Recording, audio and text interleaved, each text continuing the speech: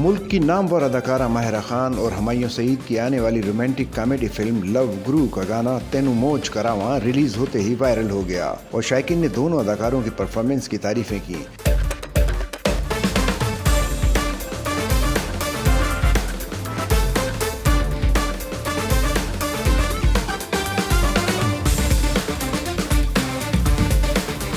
तेनू मौज करावा गुज़िश्ता शब यूट्यूब पर रिलीज किया गया, जिसमें माहिरा खान और हुमायूं सईद को रक्स करते दिखाया गया है। गाने की शूटिंग समंदर में कश्तियों पर की गई है और दोनों अदाकारों के साथ मुतादिद डांसर्स भी परफॉर्मेंस करते दिखाई देते हैं।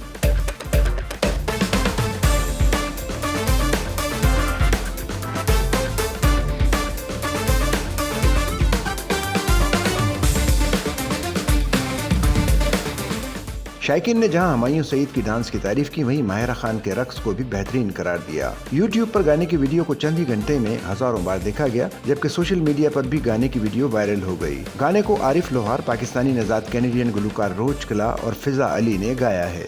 सच्चल न्यूज नेटवर्क की वीडियोस में खुशामदीद। नाजरीन, वीडियो से मुतालिक अपनी कीमती राय का इजहार कमेंट बॉक्स में जरूर करें और चैनल को सब्सक्राइब करें।